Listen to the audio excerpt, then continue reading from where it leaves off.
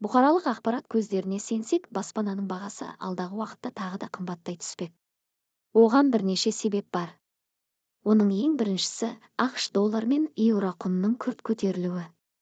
Алыс-беріске байланысты шетелдік валюталардың ел экономикасына тікелей әсер ететіні айтпаса да түсінікті.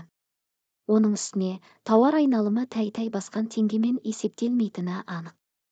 Сондықтан осы үдеріс ішкі нарықтағы кез келген сауда-саттықта сатушыны бағаны көтеруге мәжбүрлейді. Ал теңгемен табыс табатын тұтынушының жем болудан басқа амалы жоқ. Бәрімізге белгілі, доллардың күрт көтерілуі ең алдымен жылжымайтын мүлік бағасынан байқалады. Содан кейін қымбатшылық азық-түлікке ауыз салады. Баспана бағасының көтерілуіне екінші себеп күн өткен сайын тұрғын үйге деген сұраныстың артуы. Жылдан жылға халық санының өсуі тиісінше үй-жайлардың да көптен салынуын талап етеді.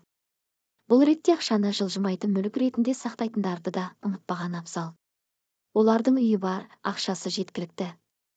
Тек валюта бағасының тұрақсыздығынан қаржысын баспанаға айырбастап қояды. Керек кезінде жалға береді. Осылайша бір оқпен екі қоян ататындар көзге көрінбесе де, біздің елде мыңдап саналады. Ұзын сөздің қысқасы, жаңа баспанаға көшемін деп жүрсеңіз, бүгіннен қалмай әрекет еткен жөн.